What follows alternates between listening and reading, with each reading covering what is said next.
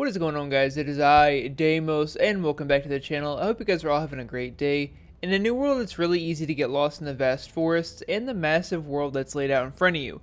So today, I'm going to try and take some of that strain off you by giving you 8 goals and tips to make sure you're on the right track in the early game. Now, I wouldn't really consider the game starting until around level 10, and I've chosen a faction, so that's where we're going to be starting today.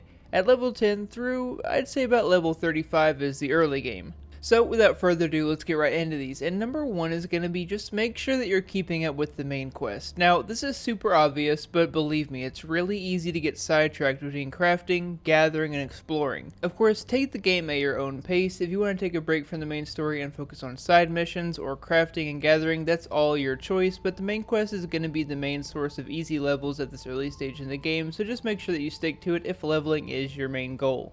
Start hitting town boards in a city that you like every day. So something to kind of break up the main story grind is hitting the town boards. These are going to serve as amazing XP gains, but are more importantly going to give you what we're looking for, and that is town standing.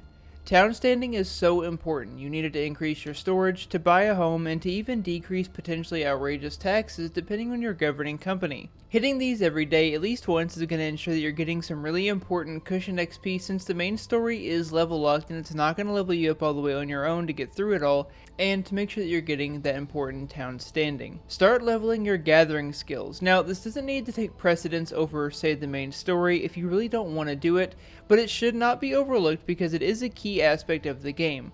I highly advise you spend at least a little bit of time every day chopping trees, hitting rocks, skinning animals, picking flowers, and even fishing if you're up for it.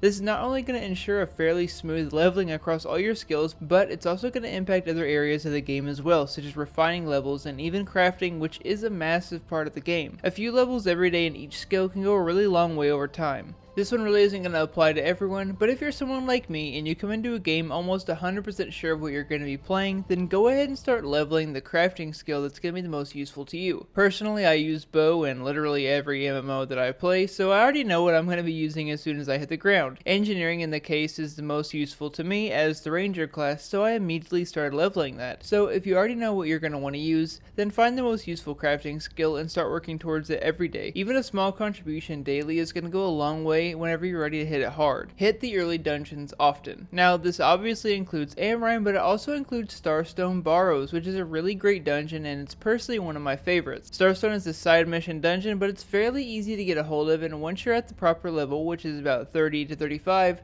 then you should really go ahead and start the quest and get in there and experience it. So many players I talk to have never ran this dungeon before, and it's a really good experience, so make sure you try and hit both of the early level dungeons as soon as you're able to. Do 3 faction missions every day. Your first 3 faction missions every 24 hours are going to give you boosted rewards, so by doing 3 a day, you're ensuring that you're not only leveling your faction rank, but you're also gaining faction tokens, extra gold, and extra XP. The faction shop holds some incredibly important items in it, from holding runes to crafting bags to chisels for dungeon keys, and even health and mana potions that you can buy. So leveling your faction standing is extremely important, and it's going to be a breeze if you do these every day.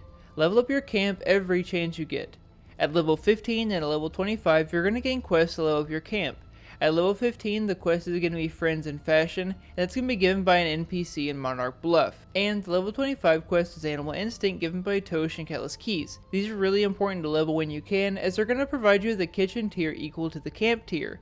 So this means that your tier 1 camp, you can only make light rations. However, if you level up to a tier 2, you can now use it for travel rations, and so on. This helps out a lot when you're maybe in a settlement with a low level kitchen and you don't want to travel all the way across the map for a tier that's useful to you. It is worth noting, however, these are only going to be able to make basic meals and potions, and extra stuff like seasoning blends and cooking oils cannot be made here. And finally, get your Weaver's Knot. At level 28, you can start a questline of Weaver's Fen to get a ring with 22 constitution, 8% critical chance, and most importantly, 1.9% luck. This ring actually used to be glitched and gave 2 luck perks, but it's been fixed, but it's still an amazing luck ring for the early game, and I highly recommend grabbing this as soon as possible.